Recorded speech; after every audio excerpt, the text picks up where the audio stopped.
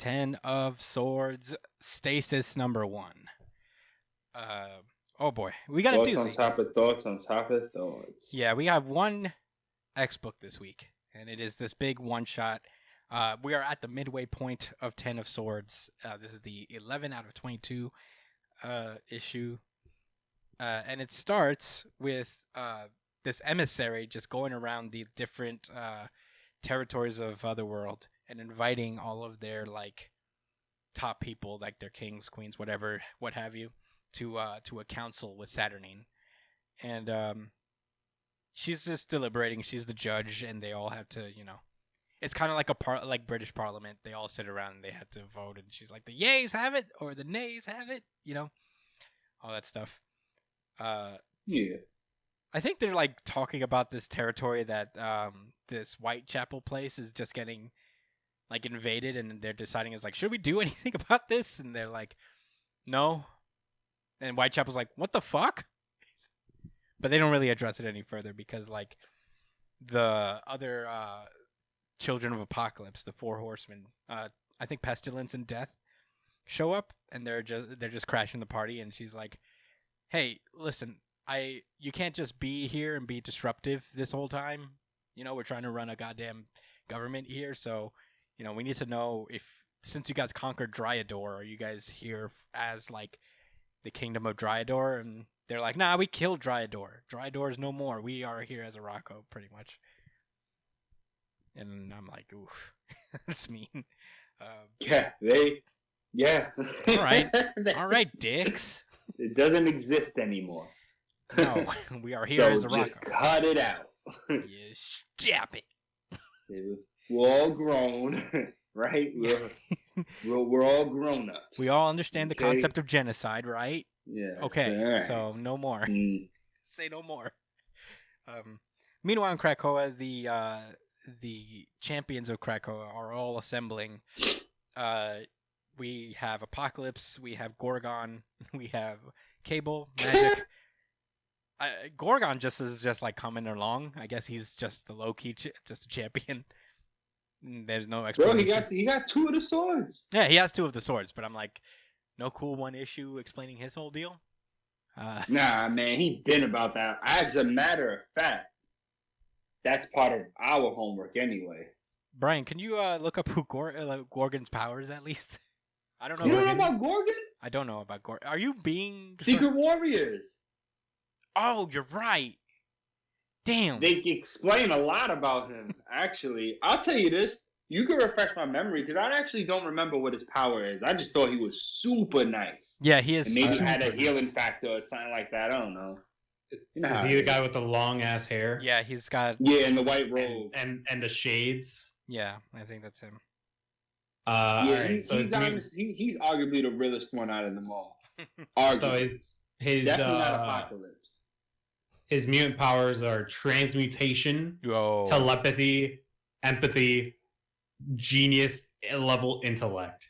Oh shit! I didn't know. He's the Full Metal Alchemist. What? Yeah. Well, all right. Gorgon's primary mutant ability is the power to transform into anyone that made direct eye contact with him to stone. Oh, that's why they call him Gorgon.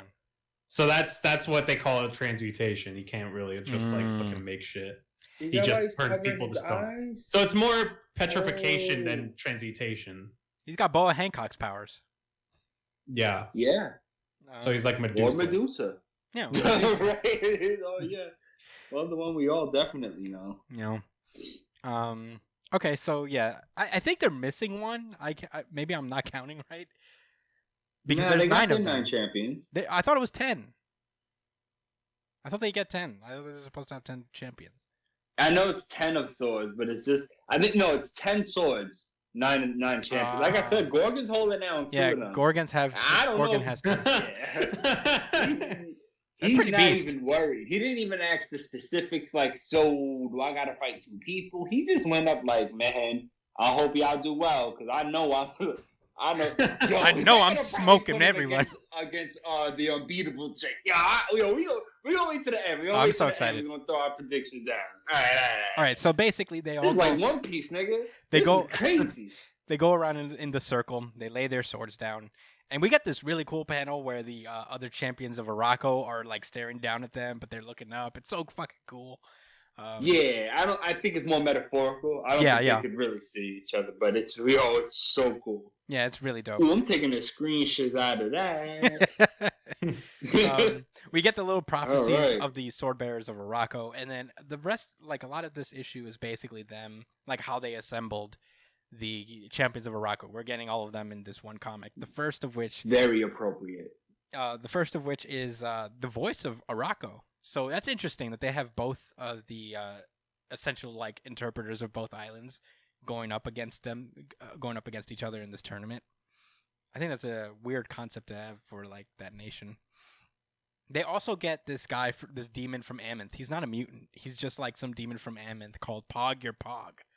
So, wait, what? His name is Pogg Pogg Ur-Pogg. No cat. That is his name. So Brian, your favorite character already? He's this big alligator man. All right, hold on. Before we move forward, right? So in this page where they gave so there was a quick text page before they started breaking down how the adversaries for our X-Men and company like the riddles that went along the same, the prophecies and riddles, etc. The same how the X-Men got, right? And I'm not, some of them are kind of obvious, and one of them is super duper obvious. So remember the guy's name, right? Or the demon's name, right? Pogg Ur-Pogg. This is the prophecy that read: Pogg Ur-Pogg's Pogg. In your Pogg, but Pogg's your Pogg. Then what in am your Pogs. What am I listening to? Jonathan Hickman, everybody. You're listening to your favorite character, Brian. This is his prophecy. Poggers. Yes. Pogg champ.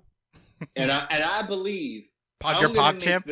I'm going to make the wild assumption that prophecy does indeed pertain to Pogg Ur-Pogg, the demon from Emmett. Yeah. Do you guys concur? I mean, we can only read an X-Men book in your life since you've been alive. Do you concur? We can only theorize, to be honest. There's not enough information that is being presented so far. My father is breaking in again. I guess we'll see. We'll have to see. Pogg. You're Pogg. We'll have to see. But this mysterious man named Pogg Ur-Pogg, which is a four-armed alligator man with the scarab sword, which is interesting. Like he has like one Apocalypse. Of the scarab swords, huh? Yeah. Damn, that is interesting. Mm-hmm. Then we go to my favorite. This is Bay the Blood Moon seducer. He's a seducer, I guess. He just, he's chilling. Oh, I think it's a she. I don't know. They. Yeah, I'm not gonna commit to that. Yeah, they are just like. I'm not going. They're chilling. They killed a weird mammoth with tentacles or something. One of them goes the summoner goes up to him and is like, "Hey, so we have like this and he doesn't even let him finish the sentence. He says yes, and he's like, "What?" It's like, "Yeah, no, you want me." He announces his title. He doesn't even ask him anything. He just says, like the many titles that comes along with such a badass, like like Bay the Blood Moon seducer, and he just interrupts and says yes. Slayer of serpents of both sea and air, speaker of the hidden words, destroyer of hope, and the all-consume. And he doesn't even get through. He actually doesn't even ask him what's going on. Nothing. He just says, yeah. Yeah. I know. He's like, all right, for you to be coming to me, y'all know y'all need me to kill somebody. So, I'm going. I should say they. Yeah, he said, let's go. I have men to kill. I could see this guy fighting Wolverine. We don't know. This person fighting Wolverine. I mean, yeah, this person. Yeah. That'll be interesting. Yeah. Oh, this one's my favorite. Oh yeah, this you want to hear sucker style? Do you want to introduce him? Guess which children took after Apocalypse and not after their moms? Yo, so check this out. Death. Ooh, death, right? And Egyptian face. I don't know, man. I think that's Annihilation. I think no? Annihilation? No, that's death and wait, which one is this one? It's hard to tell. I keep I forgetting. think it is Annihilation. What's the name? No, of the Annihilation main is the big guy? bad. Is Annihilation. the main. Okay. It's Death, Pestilence, War, Famine. War, Famine. Okay, so maybe one of them is Famine and the other one is Death. Death is definitely the jackal guy. Yeah, so maybe this is Famine because I know War is the Oh, firehead. jeez. War is the firehead. Yeah, so War this is the firehead. must be Pestilence then. The sick No, guy not is Pestilence. the yeah. So this guy's gotta be Famine. Famine. Okay, so it's Famine Really? and Death. Egyptian head Famine? Yeah. All right. Well, anyway, so they pull up to Ammon, the white sword of Ivory Spire, Purity to be exact. And the first thing you see is them pulling up with white flags. And oh my God, y'all think you guys think we gave John's hell? This nigga, and let's be clear, guys. You know, I'm talking all this shit about, you know, Apocalypse and his punk ass kids, but you know, these are some real niggas, right? Apocalypse and his punk ass They're not here kids. to play. Oh, but they know. They pulled up to him and was just like, listen, we don't want conflict. All right, just can you please help? Please don't. That is essentially what happened. And he told them that I don't give a fuck what's going on. I don't care. I just want y'all to beg me for whatever it is. So you got two people that just was like, man, yo, they are so bad about it. I'm very scared for the team on Krakoa, man. I don't think it's looking good. Yeah. For any of them. Yeah. This guy, I except think for this whoever guy's got to gonna face Death and Pestilence. I think they'll be alright. Yeah. Does this guy have a Buster Sword? Yes. Sounds Essentially, like he snatched that right out of Cloud's hand, bro. That is literally that is what that is. He's like, give me that See shit. that dimension and through that universe instead. I'm gonna need that. Kill Sephiroth because he got in his way. to remind you, Brian, this is the guy who is just basically a million and 0 in fights. Like he's $1 million and He oh. doesn't stop and always wins. Yeah. Yes. yeah. So Yeah, his I put that guy against Cypher. All right, I think that's the matchup. no way. Listen, let's not even play around like that. I think it's actually kind of obvious. That was the first person I was going to mention after this, but I think it's pretty obvious who Cypher's going to fight. But I mean, listen, Chris. I said what I had to say. You want to pick it up? I mean, that was it. Basically, man. He He's one of the basically is realest like, niggas alive. He said, "You got to beg me to do it, and I'm coming." And if y'all want to see more of this, then y'all just gonna have to pick up the book and buy it yourself. At the end of the day, he's just like, all right, I'll do it. You know, he's just like, I'm down. I'll just kill whoever it is. I'm a GG machine, and I can't be stopped. Yeah. There's a lot of spicy talk, like I said. You know what I'm saying? This guy rules. He thinks they're a traitor. He all right. You know what I think is important? He mentions how they're traitors for teaming up with Annihilation, which to me was kind of like the elephant in the room, and I was waiting for them to kind of explain why. But that's how I'm looking at it. Like he's sick in the head, and he's doing this because he can't help himself. You know what I'm saying? He's born and destined to always fight, no matter what. Period. They chose to fucking. They chose to be betray. snakes. Yeah, I like this guy, man. He told him what it is, yo. Yeah. He looked like Thanos. He does look like Thanos. He's like Thanos, man. Yeah. Meanwhile, at Araco, War and Pestilence go to visit Iska the Unbeaten, and she already knows what time it is. She's on. Yeah. She's on board. Hell yeah. She just didn't pours even him a say glass. word. She put her glass up. She said, "You know that's a W." That's yeah. We already 1-0. Just like that. Just as soon as she said yes. My superpower is I cannot be defeated. So let's go. So they have 2 undefeated people on their team. Well, we have one undefeated man and one who cannot be defeated.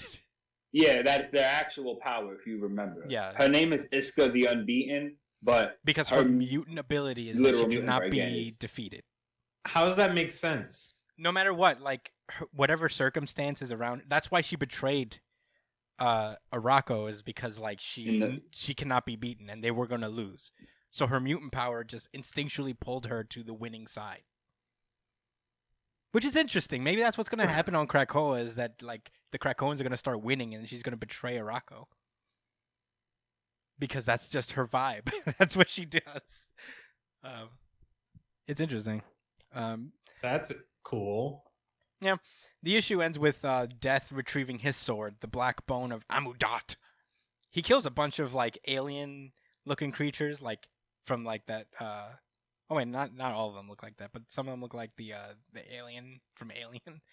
And he's just like, I got my I see one of them. Yeah, they do look like that. They're all for sure fodder. I got my cool edgelord sword because I'm Death. And definitely ain't no punk like that white flag I was waving earlier. Yeah. Why can't Death get inspiration from Hello Kitty Island Adventure or some shit? Like, What does why that is it mean? always got to be dark and black, you know? Yeah, I don't know. Like, make it pink and yellow or something, you know? Yeah. We get a final panel where the whole squad is posing up. Ur-Pogg is in the back, just like, "Rah!" I'm a big goofy monster. Rah! They're looking deadly, man. Yeah, it's really cool. And we got a 2-page spread just explaining like the different people of Araco and their powers and the swords that they have. It's funny, like the White Spire guy, his power is healing. That's it. Yeah, it's just healing. He doesn't even have a mutant power. Nah, he's just that nice. No, his mutant power is healing. That nice. His mutant power is healing. No, I'm talking about Pogg. Exactly, which means Pogg really... no. Because Pogg no, he's not a mutant. He's not a mutant. He's just a big doofy. I mean, he's monster. probably got some cool alligator stuff. He's the Yammy of this group. Or crocodile.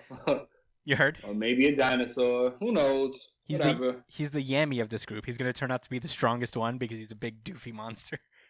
Procubot. Yeah. But Bottomancy, isn't that like fucking grass shit? Yeah, controlling grass, and she's the one. one. That's the one that talks to Araco. Mm-hmm. And Annihilation's sword is the Midnight Blade. Her mutant power is unknown. What's the mutant power of the Doom Note? I don't know. That's like a real manga power, you know? Like, that's like a real Bleach power. My power is Doom Note. My power is I write down a note and I just... I actually thought of Bleach. What are you saying? I'm excited. I think it's going to be a power. I think it's going to be a power like once I talk about what happens to you, that's what happens to you or some shit. When I say you die, you die. You're gonna trip down. You're gonna trip down 2 flights of stairs, or something like that. And then I eat the potato chip. Oh my god! That's why I call him the seducer, because he tricks you. He gets you to do stupid shit or something. Well, that's Bay the Blood Moon. So yeah, that's his power. Is the Doom Note. This guy's a fucking monster. We then might be note as in music. Maybe it's like music power. Maybe it's Scratch Manapu. Songs. Yeah, maybe it's Scratch Manapu. He just makes people explode. By like going, the one piece reference is firing off. All right. And dude got One Piece, Death Note. I didn't peep his teeth. Bleach. Maybe he's got piano teeth.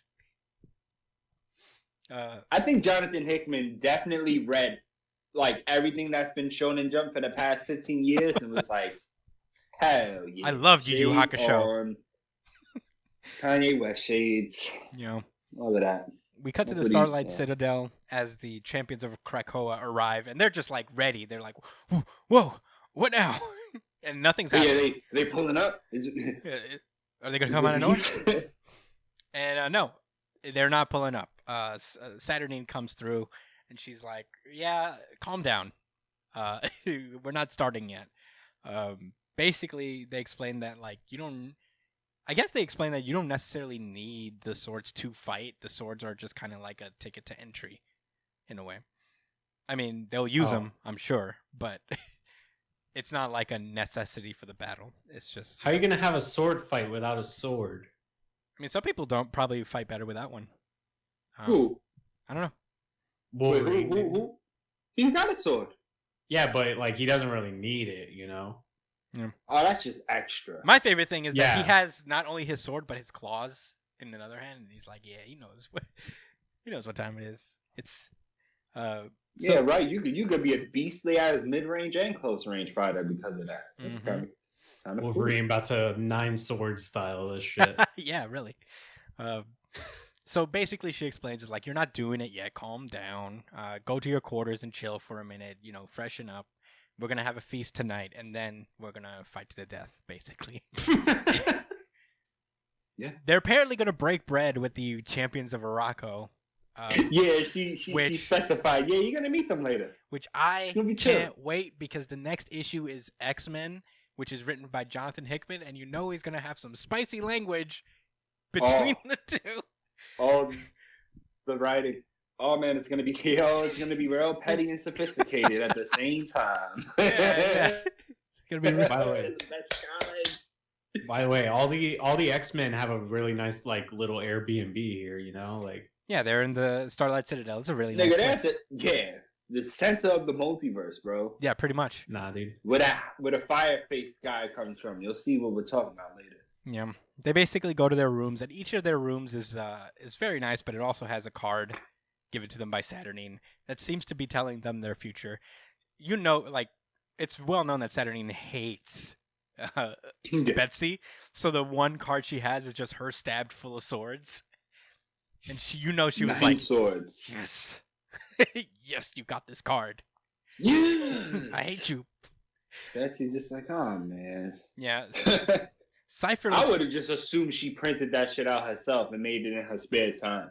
Yeah, she I did. wouldn't have even taken it that serious. She photoshopped it. Just like yeah, absolutely. Like she did that with her, yeah. Or hired somebody. I would have. No way. Cypher. So wait, these cards are telling the future? In a sense, I guess. It's not straightforward, because tarot cards are not the full future. It's just kind of like a low-key subliminal hint. Yeah. But super low-key. Yeah. For whatever reason, Cypher is sharing a cup with someone. I don't know who that is. Because they're all in shadow. I don't think we see Gorgon's card, and he's ridiculous. Right on. He just tosses it. I told you. Just does it. He's like, I'm gonna kill whatever they put in front of me, and then I'm gonna go home and pop open that box of cereal I've been thinking about. That's what's going on with Gorgon. He's not losing. I can't wait to get home and have my Apple Jacks. Hell, motherfucking Snack, crackle, pop. Captain Avalon is looking down at his he's on a griffin, and he has his sword up, and he's like, sweet. He's nice. He's really like, what are you up to this time? A pentagram in the back. It's kind of sus, but What are you up to, Saturnine? Magic's... Are you trying to get in my pants this time? You crazy witch. Flattery will get you nowhere. Magic is in her bed sick. And hers is just basically a trading card of her, where she's just doing what Magic does. Right, nothing special there. 6 of Wands. Cable got the Fool, where he's just on the edge of some ship, and he's like, fuck, man. Why? Yeah, that was his fool ass for turning that station on and almost killing the entire fucking galaxy. That's true. Wolverine's... I'm not overplaying this, am I?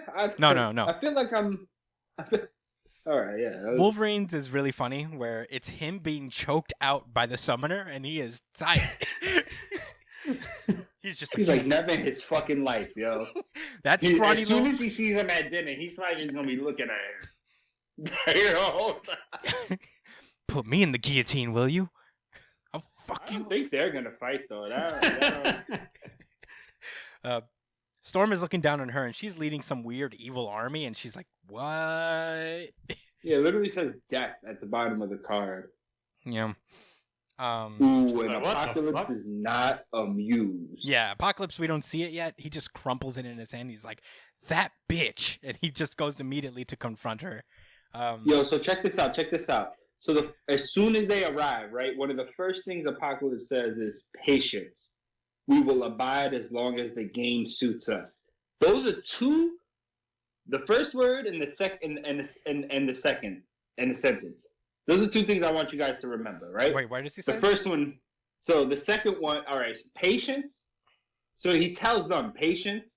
Then he also says, we will abide as long as the game suits us. So when he looks at that picture, what does he say? Yeah. The game no longer suits me. Yeah, he's You're right. That's really funny. To meet Saturday on the fucking roof, right? I guess he found her. Yeah. And he's like, "What the fuck is this?" And she's like, "Calm down." What kind of bullshit are you signing me up for? Like you say. She's like, "Calm down. It's just a card." Jesus. See how big my shoulders are? I think I'm ready for this bullshit. Nah, Dad. I barely fit in this fucking hallway. You see me? So yeah, they go down this elevator. They go down this elevator with Saturday Night. You know, they talk. She's busy. She's doing cool, mysterious magic shit. So she just like walks with him, and they talk shit. And she's like, "Relax, it's just a card," and fixes the card. She's like, "Be patient, don't worry. You know, you'll get to take out your frustrations, I guess, during the game." And then they arrive at the bottom floor where they find Annihilation standing there. We get to see the little what the card says, and it says the Lovers, where it's a naked Apocalypse and a naked Genesis with Death standing behind both of them, it seems. And Annihilation removes the mask, and it turns out that it is Genesis the entire time. Bless you.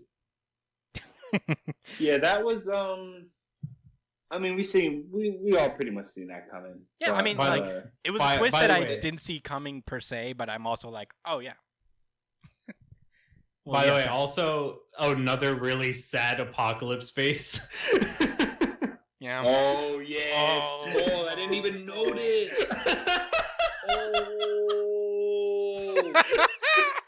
It's like he's done. He's at the end of his ropes. No, not that one. There's another one. Oh, but that one's pretty funny. I thought that was funny too.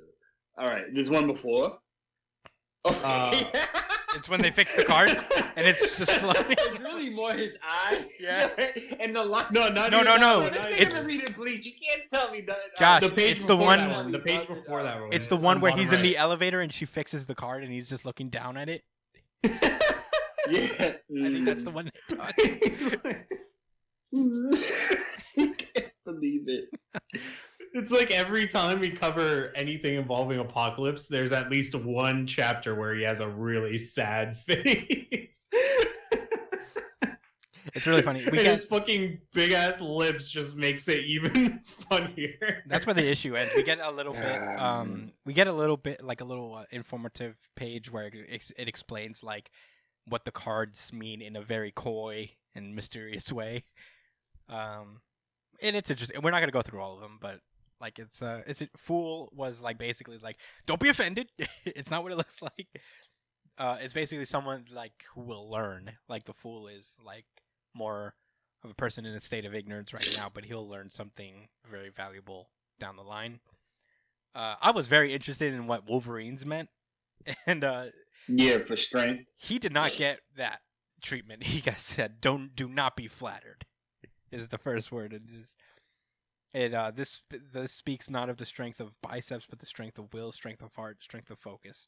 This is the one who endures, which is kind of perfect. Which makes sense. Yeah, it's kind of perfect. That's very applicable to Wolverine, you know. So I'm with it. Yeah. I think that seems. So we have now passed the halfway point of 10 of Swords. Man, this was a fun issue to read. The Araco people are all just fucking badass. Huge fan. I made a point earlier. My bad, not to cut you off, but I did make a point earlier about basically, again, pointing out the hypocrisy of Apocalypse. Remember when he said, patience, we got to abide by the game's rules as they fit us, right? Yeah. So he reneged on the second statement. And then Opal Luna Saturnine, she had to check in. She's like, listen, we both old. Really old. We're grown. And it just disappoints me that you lack patience.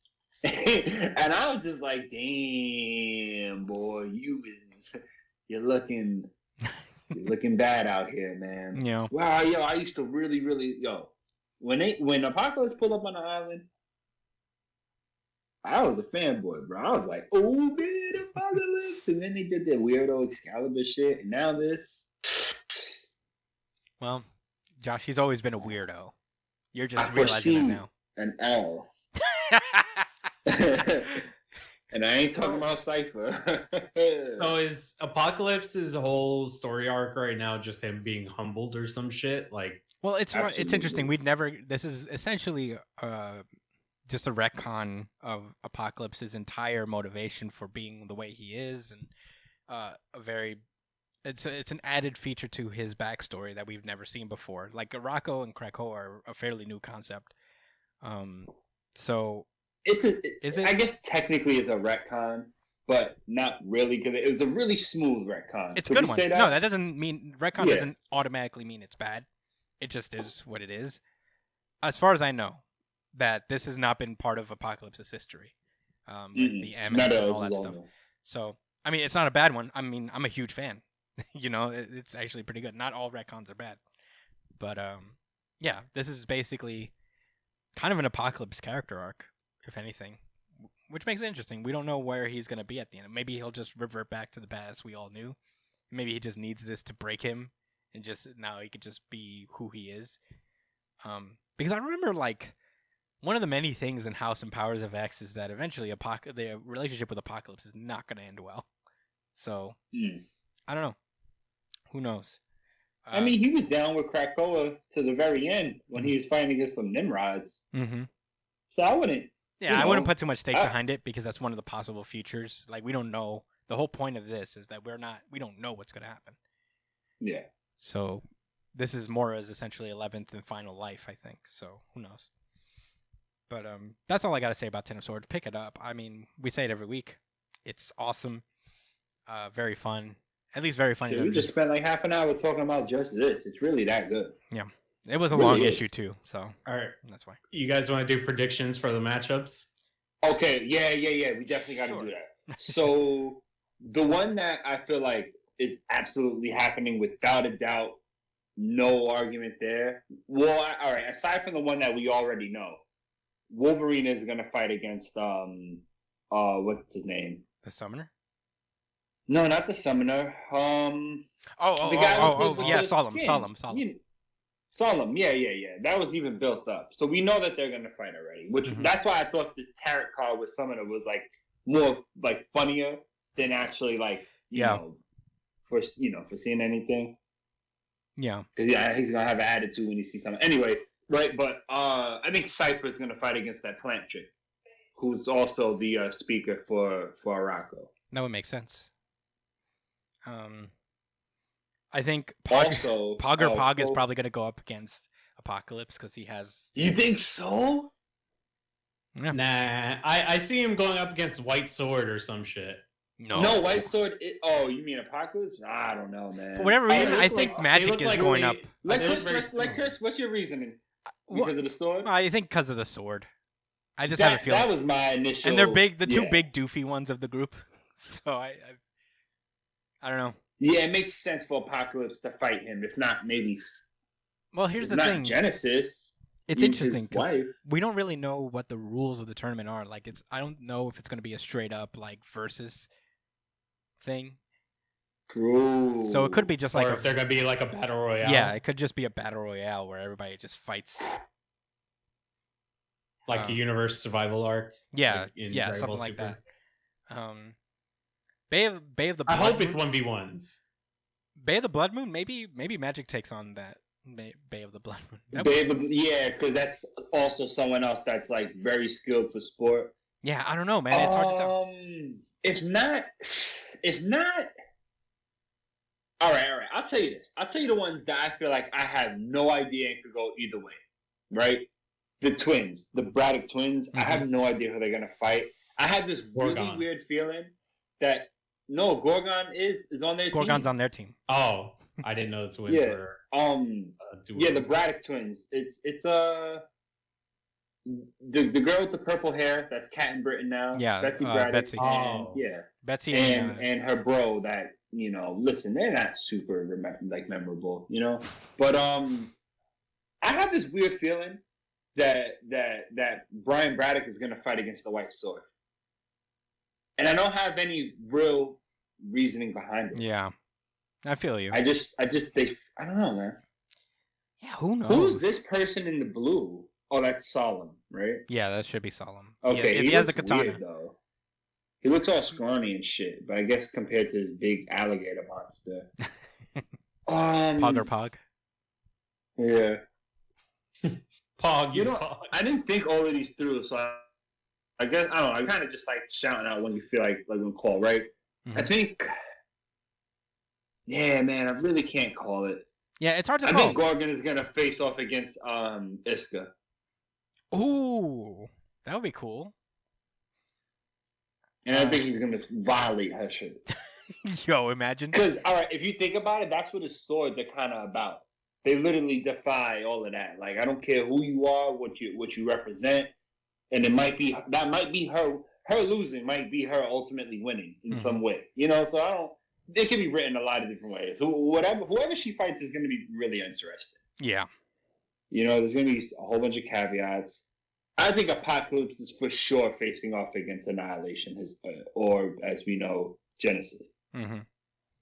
Yeah, I really can't call the rest. I can't call it either. Really can't call the rest. It's real tough. Is any of them a new mutant that want to get revenge for the Rockman? Yeah. Ileana, is she a new mutant? Yeah, Cypher. She might fight against someone. Cypher and Magic are both new mutants. And so since I think Cypher's already going to fight against the plant, which is two people that don't even want to fight and do. Yeah, that's going to be that's good writing. Mm-hmm. Yeah. So okay. Can we at least say for certain, Plant to Cypher, Solemn to Wolverine, Apocalypse to Genesis? Damn, that leaves quite a few. I'm gonna go on a whim and say Summoner and Ileana. I don't think because Summoner's not gonna just fight. He's gonna do different things and summon beasts, but she could access limbo and all of that. Like, you're right. Maybe that's what I think. Yeah. And I'm gonna tell you this. Especially if it's some type of battle royale situation, I think it's preordained. Because she already wants to fight. I think it needs to be made personal. Wow. She just hasn't spoken about the Rockman, so I don't really know. I don't know either. It's hard to call, man. It really is. Like, who the fuck is Storm gonna face? I think Death. They already kind of spoiled. Yeah, it. maybe Death. And on the card too. There's already a cover that they released with her on the cover with Death dancing for Marauders, I think. So yeah, that's her opponent. Yeah. Damn. Yeah, it's tough. It's too tough to call right now. I wish I had more time. I would have thought about it a little bit more. If I had a little bit more time, but yeah, that's all. Yeah, we spent plenty of time on this.